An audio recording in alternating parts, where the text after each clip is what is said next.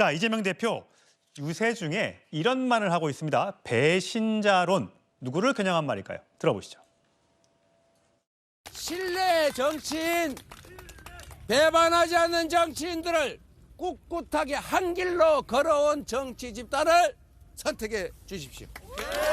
조정원이 왔네! 사람이 똥물해야 되는 것이지.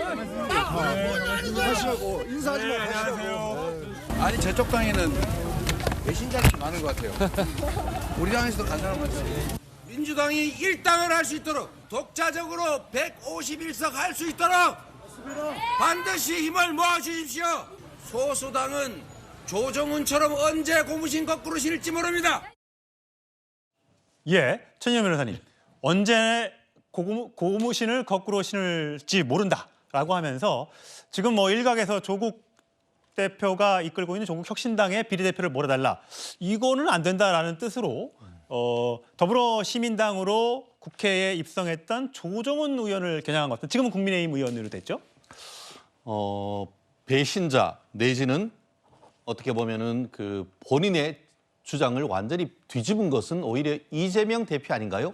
실질적으로 지난번 민주당 전당대회에서 박용진도 공천 걱정하지 않은 그런 당을 만들겠다고 얘기를 했는데 그런 것을 헌시장처럼 바뀐 다음에 지금 박용진 후보의 어떤 그 지역구에서 공천 과정에서 3번이나 어떻게 보면 룰을 바꾸면서 다른 사람을 공천했던 그거에 대해서는 뭐라고 대답하겠습니까? 실질적으로 지금 그 조정은 의원 같은 경우에도 다른 부분이 아니고 조국 전 장관에 대한 그 민주당의 태도 이런 부분에 대해서 어떻게 보면은 국민들의 분노 내지는 정의에 대한 공정에 대한 생각이 달라지면서 지금 어떻게 보면은 그 합당을 통한 어떤 그 당을 바꿨습니다. 근데 그것을 지금 배신자다?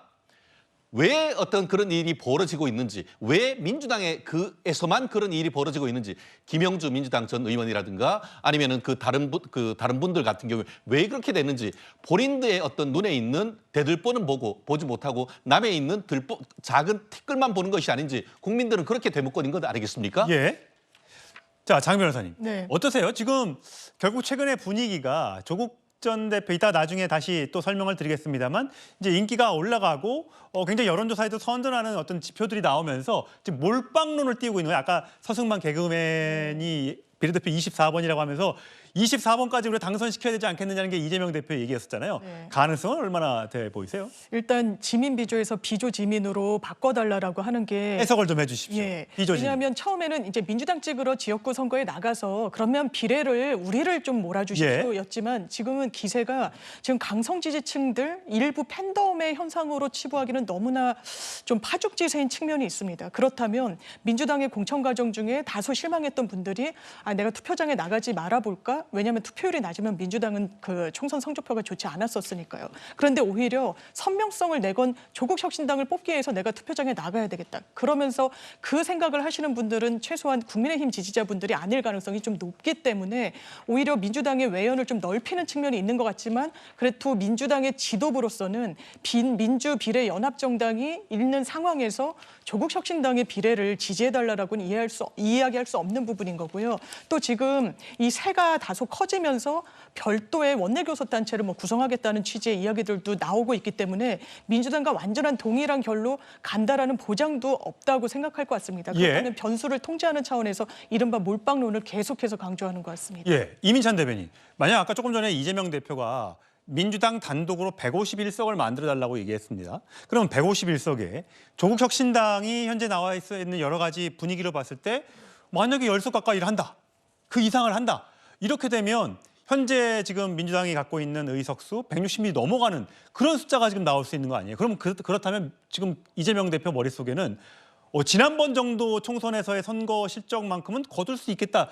이렇게 자신하고 있다고 봐야 됩니까? 근데 아직 18일이나 남았기 때문에 단정하기는 어렵고요. 저는 지금 그런 예측은 할 수 있지만 지금 이 두 조국 신당과 이재명 대표가 경쟁적으로 막말을 하고 좀 더 거친 언어를 사용하는 이 현상에 오히려 중도층이 달아날 것이라고 봐요. 그래서 지지층은 결속할 수 있지만 꼭 필요한 총선 승리에 꼭 필요한 중도층이 오히려 달아날 수 있다는 거예요. 당초에는 이재명 대표가 조국 신당에 대해서 우호적으로 대했고 근데 상황이 반전됐지 않았습니까? 근데 조국 신당이 처음 들고 나왔던 게 1호 공약이 뭔가 하면 한동훈 특검법이에요. 선명하게 가기 위해서 소수를 결집하기 위해서 한동훈 특검법을 들고 나온 거죠. 그리고 새머리를 해가니까 이재명 대표도 이렇게 해서는 안 되겠구나 하고 발언 수위가 점점 높아지고 있는 겁니다. 그러다 보니까 이런 5.18 관련해서도 더 거친 비유를 하게 되고 점점 더 발언 수위가 높아지고 있는 거예요. 저는 이 두 진영이 받을 수 있는 비례의 큰 포션은 정해져 있다고 봅니다. 그런데 이것을 차지하기 위해서 둘이 싸우다 보면 이 중도층이 달아날 수 있다. 이게 결국에는 큰 선거판에서는 더 이 당에게는 악재로 작용할 수 있다고 봅니다. 예. 자, 과연 선명성이냐, 중도층 포섭이냐, 어떤 전략이 이번 총선에서 유리하게 작용할지는 아직까지는 알 수가 없습니다. 자, 이런 가운데 이 대표 지난주에 예정돼 있었던 재판에 모두 불출석을 했죠. 자, 그것에 대해서 이런 얘기들이 등등이 나오고 있습니다. 들어보시죠. 법원에서는 구인장 발부할 수도 있다라는 입장을 냈는데 이게 국민의힘이 바라는 바이고 정치 검찰이 기획하는 것 아닌가 생각합니다. 증거라고는 하나도 없이 한번 고생해봐라 라고 해서 지금 제가 재판을 받고 있고 평생을 남 탓하고 남 욕하고 이렇게 살아왔던 사람이고 그 정치 재판인 것처럼 포장해가지고 나중에 거기를 빠져나갈 길이밖에 없다고 제가 생각하는 것 같은데 최소한 양심 있으면 좀 보여야 되지 않겠나. 예, 최 변호사님.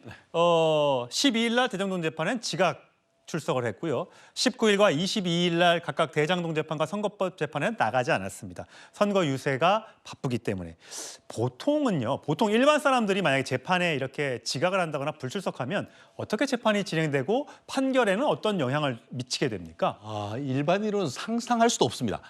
저희 변호사들 같은 경우에 재판 일정이 겹쳐가지고 부득이 형사 사건을 기일을 변경해야 될 때는 예. 변호사가 가지를 못한다 하더라도 피고인은 반드시 가서 재판부께 변호사님의 어떤 일정이 있어가지고 죄송합니다라고 할 만큼 심기를 건드리지 않으려고 굉장히 애를 씁니다. 그런데 12일, 19일 지금 제가 알기로는 그 다음 주 화요일인 26일도 대장동 재판이 잡혀 있는 것으로 알고 있는데 지금 그 재판도 지금 나가지 않을 수 있다라는 얘기가 나오지 않습니까? 일반 재판에서는 있을 수가 없는 겁니다. 실질적으로 이제 불구속 재판이 이번 또 불구속 재판이잖아요. 불구속 재판일 때는 주소가 변경되면은 반드시 신고해라. 왜냐?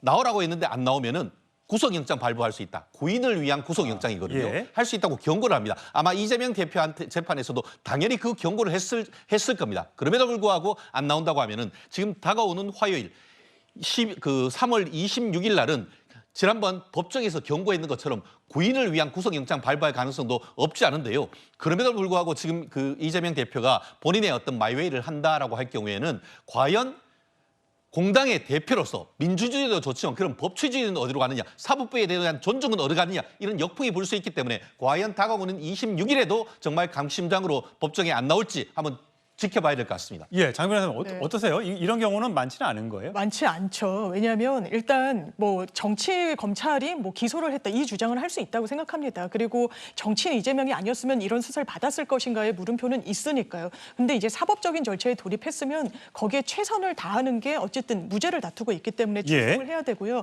일단 형사 절차에서는 피고인이 법정한 상태에서 하는 것이 원칙입니다. 그렇기 때문에 재판부에서도 또 이 불출석 사유서를 내고 불출석하게 되면은 뭔가 구인영장 발부도 염두에 두겠다고 했기 때문에 이 절차에서는 출석하는 게 저는 맞다고 생각합니다. 예, 아무리 바빠도 법과 원칙, 법은 지켜가면서 선거운동을 하는 게 앞으로 나중에 이재명 대표의 변론 전략에도 도움이 되지 않을까 싶습니다.